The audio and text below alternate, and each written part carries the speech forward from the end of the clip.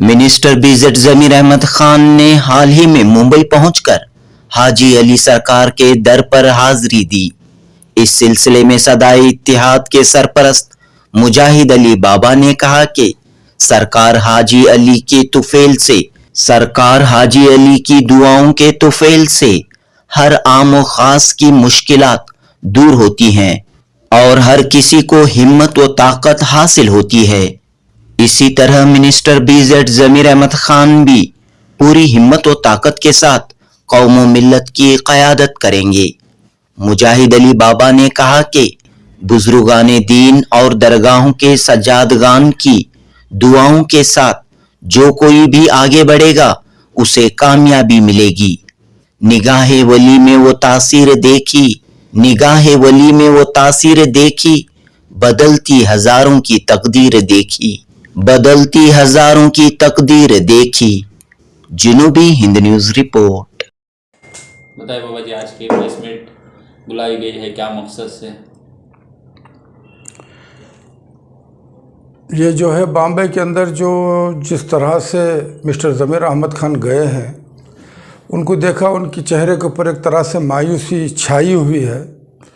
इससे पहले वो दिल्ली गए थे निज़ामुद्दीन महबूब इलाही रहमतुल्लाह अलैह की बारगाह में, फिर ख्वाजगान मोइनुद्दीन हसन चिश्ती रहमतुल्लाह अलैह अजमेर शरीफ।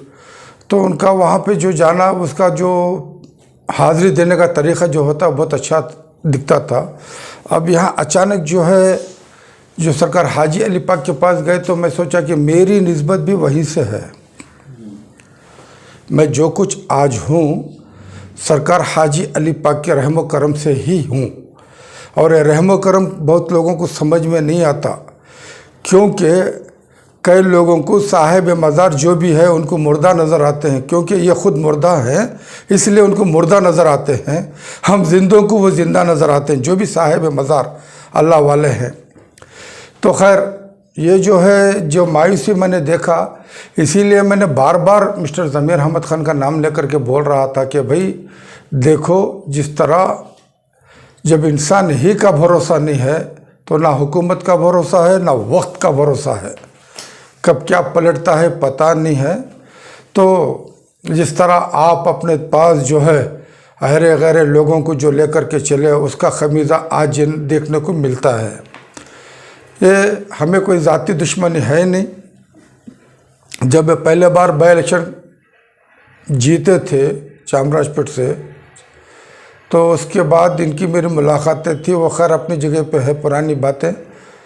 लेकिन इस बीच में जो मेरी ज़बान से जो निकलता गया, तो मुझे एक तरह से अफसोस भी है जो आज की इनके ऊपर जो हालत बीत रही है, उसे देख कर के मैं ये आज आप लोगों को बुलवाया हूँ कि अभी भी खैर अल्लाह रब्बुल इज़्ज़त माफ़ करने वाला है, ख़ताएँ तो माफ़ करता है।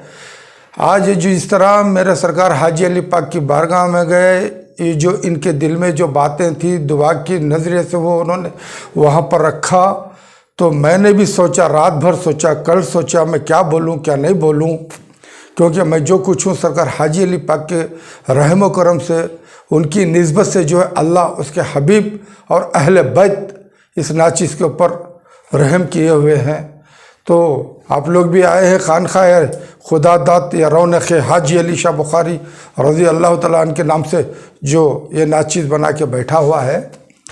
तो मेरी निस्बत वहाँ होने की वजह से जिस तरह से अल्लाह के इस बंदे के ऊपर जो चेहरे के ऊपर मैंने देखा, तो मैं सोचा कि भाई मैं कुछ बातें अर्ज़ करूँ।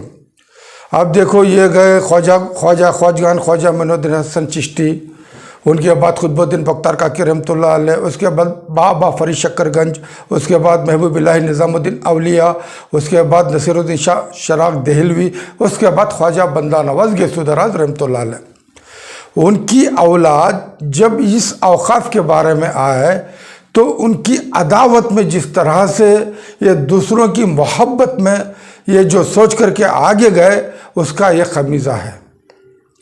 अल्लाह वालों से यहाँ पर आप उनकी औलाद के साथ में हैं, आप जो है उनको हराने की कोशिश या कम करने की कोशिश करते हैं और उनके बड़ों के पास जाके दुआ करते हैं। यह बात मैं पहले कह चुका हूँ आप लोगों के ज़रिए। तो ये खमीज़ा अल्लाह वालों से अच्छा नहीं है, क्योंकि अल्लाह उनका है, वो अल्लाह के हैं। यूँ तो रब्बुल आलमीन सबका है, ना कि सिर्फ मुसलमानों का। ये मुसलमान भी अपने दिमाग से निकाल दें, समझे ना। सूरह फातिहा में 7 आयतें हैं, 7 आयतों में कहीं लफ्ज़ मुस्लिम नहीं है, मतलब कि ये सिर्फ मुसलमानों के लिए करके नहीं है। सूरह फातिहा में सारे आलम के लिए है। तो ये बात को समझे पहले, तो मुझे अच्छा नहीं लगा। ठीक है, हर इंसान में अच्छाई भी रहती है, बुराई भी रहती है। तो इस बंदे को जो है कुछ ज़रा जो इर्द गिर्द रहने वाले जो लोग हैं, वो मैं समझता हूँ इनको गुमराही की तरफ लेकर के चले गए। और ये बंदा भी जज्बाती है, ज़मीर अहमद खान भी एक तरह से जज्बाती है। तो वो जज्बात की वजह से कभी कभी अच्छा भी होता तो कभी बुरा भी हो जाता है। ये मुझे अच्छा नहीं लगा। तो इस वजह से जो है अभी भी कुछ नहीं बदला, लेकिन आदमी बदल सकता है, ऐसी कोई बात नहीं है।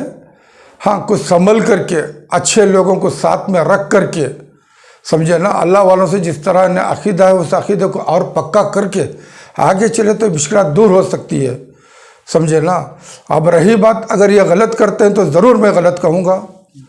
ऐसा नहीं कि मैं जो उल्टा मैं इनके लिए बोल रहा हूँ, मैं इसलिए बोल रहा हूँ निस्बत हाजी अली पाक रज़ी अल्लाह ताला अन्हु की बदौलत में ये अल्फाज आज इनके हक़ में दुआ की नज़र से बोल रहा हूँ कि इनके ऊपर जो मुसीबतें हैं, क्योंकि इनका जो चेहरा मैंने देखा फ़ोटोज़ में, मैं समझ गया इनके दिल की बातें जो है मेरे सरकार की बारगाह में गई हैं।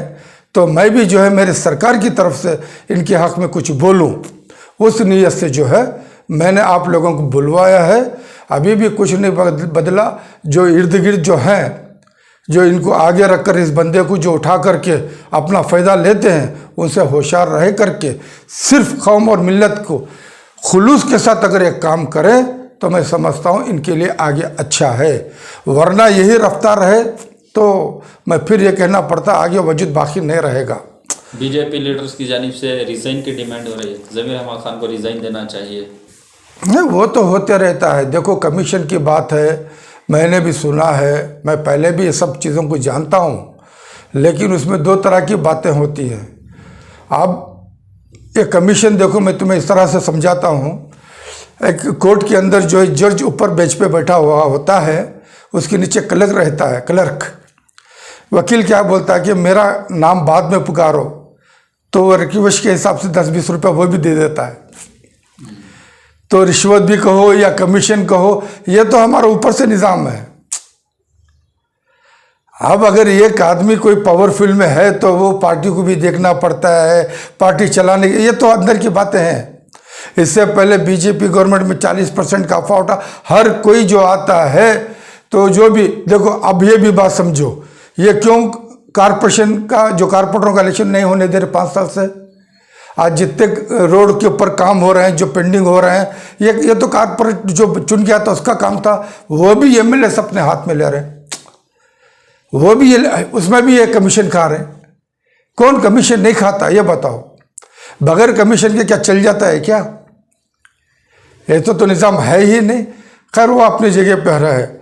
हाँ, ये तो एक जिस तरह से ये आदमी कि सब कुछ मैं ही हूँ, मेरे अलावा कोई है नहीं, ये जो बताने की कोशिश करते थे, उसकी वजह से निशाना इस बंदे के ऊपर आ गया है। और दूसरी बात, अल्लाह वालों से बच कर के रहे, अल्लाह वालों से बहुत बच कर के रहे। शहीशाहों की शहीशाहत बाकी नहीं रही, तख्तो ताज नहीं रहे, अल्लाह वालों के आगे तबाह हो चुके हैं। तो ये तो मामूली एक खुदा है। जिस तरह इन्होंने औकाफ की मिल्कियत के बारे में इन्होंने जो करना था वो एक हद है, लेकिन जिस तरह बोर्ड के अंदर इन्होंने जो गुस्ताखी करी है, तो इसे अभी भी माफ़ी मांग लें बड़ों के पास। मैं समझता हूँ इनके लिए रास्ता आसान हो जाएगा। और ये भी कहना चाहता हूँ कि जो आजू बाजू जो इनके हैं उनको दूर करके अच्छे लोगों को साथ में लेकर के आएँ, और जो औकाफ के अंदर मिल्कियत है उसे भरपूर वापस भी लें, उसके अंदर तरक्की के काम भी करें और अच्छे लोगों को दें, ना कि वही लोग जो इनके पास आए इनके लिए कुछ पैसे दें, उनको ये शासन कर। ऐसा नहीं, पढ़े लिखे बहुत से नौजवान हैं, उनके ज़रिए ये आगे आए, अस्पताल बनाएं, कॉलेज बनाएं, गरीबों के लिए मकान बनाएं, कब्रस्तान बनाएं, सारी चीज़ों के लिए काम करें तो इनके लिए बहुत फ़ायदा है। एक नाम रहेगा, दुनिया में ना सही अल्लाह की नज़र में तो नाम रहेगा। ये करे तो बेहतर है। यही तो हमारा बार बार गिला था कि अभी रहने के लिए कब्रिस्तान नहीं। अल-अमीन डॉक्टर मुमताज़ अहमद खान उनके घर से लेकर के आए थे क्या प्रॉपर्टी, या पैसा वहाँ से लाए थे क्या? आज वो कब्रिस्तान के अंदर गढ़ने के लिए जगह नहीं है। एक ही खबर में अभी हट नहीं गलते उठा के फेंक डालते, नाम बड़ा मकान। लालबाग मेन गेट से लेकर के ईस्ट गेट तक का पूरी लंबाई थी बड़ा मकान की, कहाँ गया? क्यों ये अल-अमीन वालों को नहीं बोलते कि अभी तुम खाली करो, यानी इसे कई गुना ज़्यादा ज़मीन लेकर के तो कब्रिस्तान के लिए? ये क्यों नहीं बोल रहे? कितने पैसा डॉक्टर मुमताज़ के पास ले रहे? वो तो गए, उनका बेटा है। आप सब वक्फ की मिलके से इनको क्या करना है? ऐसे चीज़ों के ऊपर नज़र रख करके पहले बच्चों की पढ़ाई, एजुकेशन और हेल्थ की तरफ नज़र रखें, और उसके बाद में जो है कब्रिस्तानों का हो गया। अरे ये आलिमों का काम दो ही है भाई, या तो मदरसा या तो मस्जिद।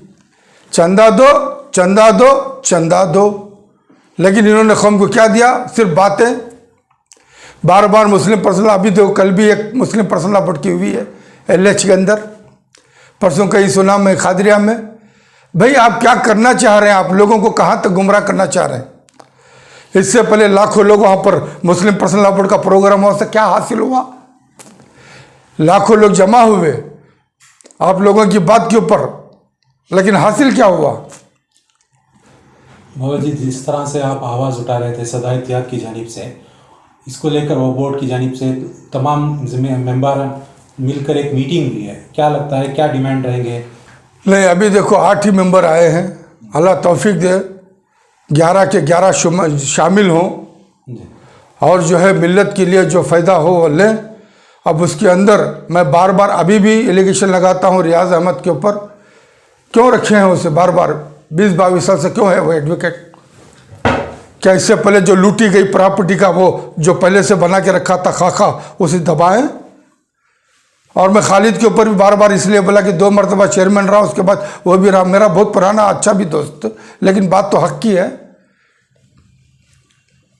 तो यही है क्या? मेरा सवाल तो बार बार यह रहा कि भाई यही लोग तुम्हारे पास है। खैर शिया के आलिम तो हर कोई बदलते रहता, उनके तरफ से एक नामनेट होना वो होता है, और सुन्नियत के तरफ से होना वो होता है। बाकी ये लोग बार बार आने का क्या मतलब है? इसलिए मैं उनके ऊपर बार बार बात करता रहा। अब अनवर बादशाह के ऊपर बहुत से मामले आते, अब उसके बारे में हल करते तो इसका नाम अच्छा होता ना। तो ये सारी चीज़ों को दूर करके अच्छे लोगों को लेकर के चलें, या नहीं फिर इन्हीं को अगर वाकई इनको सही करके ये लेकर के चलें तो मैं समझता हूँ हर मीटिंग में 11 लोग बैठे कौम के लिए सही फैसला करें। आने वाले जो इससे पहले जो कमेटियाँ में जो भेदभाव हुआ था, जो पैसे लेकर के बनाए गए, ये सारी चीज़ों को पाक करके जो ज़मीनात है उसके अंदर एक तरीक़े का काम करें, और जो है जो चले गई ज़मीन वो कैसे गई क्या गई उसे वापस लें। सुप्रीम कोर्ट का ऑर्डर है, हाई कोर्ट का ऑर्डर, सब कुछ है करें। तो इसमें तो अल्लाह की तरफ से इनके ऊपर रहम तो हो जाएगा। आज मैं इसीलिए अगर ये चले तो हम भी इनके लिए दुआ गो रहेंगे, क्योंकि मेरे सरकार हाजी अली पाक के बारगाह में जब गए तो मेरा दिल थोड़ा जो है तब्दील हुआ है कि भाई मैं भी इनके हक़ में दुआ करूं, इनके लिए चंद बातें बोलूं, समझे ना। वरना मुझे कोई ऐसी वो नहीं है।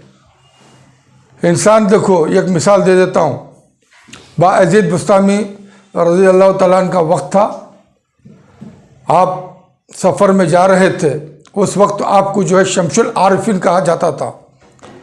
कुत्ता आपसे लगने की कोशिश किया तो आप अपना दामन बचाए।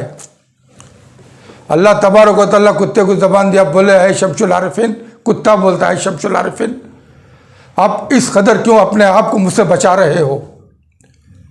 अगर मैं आपको लग भी गया तो तुम्हारे मेरे बीच में 3 पानी का सुलह है, 3 बार आप धो लो तो आप पाक हो गए। लेकिन इंसान मुझे लग जाए ना तो मैं समंदर के पानी से भी साफ कर लूँ तो मैं पाक नहीं हो सकता। वजह यह कि मेरी गलीजी पलीती, मेरी पलीती जो है ऊपर जाहिर ही है, और इंसान की पलिती पूरी अंदर है। समझ में आ रहा ना? इस वजह से जो है अंदर की पलिती को पाक करो, बाहर की पलिती रहने दो, अंदर की पलिती पाक करो, आप खुद समझ जाओगे। बाबा जी, मुस्लिम पर्सनल लॉ बोर्ड की जानिब से एक लगातार अच्छी कोशिश हो रही है वो बोर्ड को लेकर, इस पर आपको क्या एतराज़ है? अच्छी कोशिश किसे कहते हैं पहले ये बताओ। इससे पहले भी हो चुकी है, अब ये बार बार हो रही है, तो कैसे हो रही है?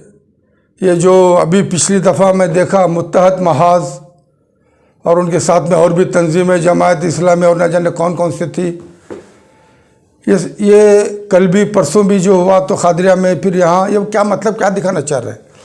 इसके अंदर क्या औकाफ के मिनिस्टर है? मिनिस्टर तो है ना बाबा जी। हाँ, नहीं, इनके साथ में थे इस मीटिंग में। क्या वक्फ चेयरमैन थे या वक्फ मेंबर्स थे? बगैर वक्फ मेंबर और चेयरमैन के इन्होंने ये बार बार मीटिंग क्यों तलब की? ये तो बताओ, ये किसके नाम की मीटिंग है ये? उनसे राय मशवरा कर ही हो सकती है ना मीटिंग। अरे भाई, ये वही बात हो गई, बगैर चेयरमैन, बगैर मिनिस्टर, बगैर मेंबर इनके औकाफ की जो ये मुस्लिम पर्सनल लॉ बोर्ड जिस तरह से ये जो मनमानी कर रहे हैं, एक तरह से कौम को ये लोग गुमराह कर रहे हैं। यही तो बात है, गुमराही किसी को कुछ है नहीं।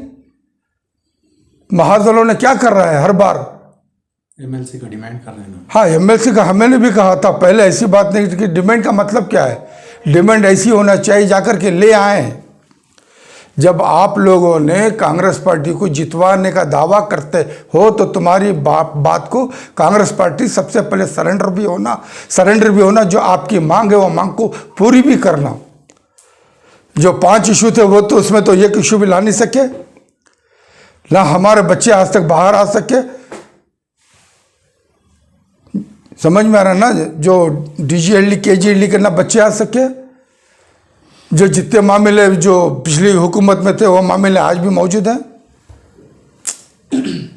आप हो किस महाज के बारे में बात करते हो? ये लोगों को गुमराह करने के। हाल ही में उलमा कराम ने भी CM से मुलाकात की है। भाई, क्या ज़रूरत है बार बार उलमा करम जाने की? आपका मुकाम समझो ना। आपको मेहराब मेंबर मिला है तो किसकी निस्बत से मिला है? बड़े शौक से बोलते हो कि हम वारिसुल अंबिया हैं। अंबिया का वारिस कहीं जाता क्या भीख मांगने?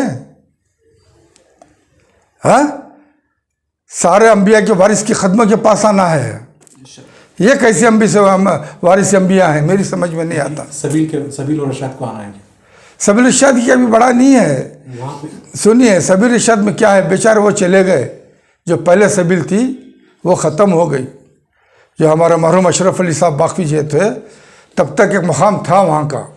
अब उसके बाद वो तो तबीयत ख़राब है हमारे सगीर अहमद साहब की, खामोखा मेरी शरीयत बोल के बिठा दिए। अब उसके पीछे दूसरा गेम चल रहा है, और क्या है।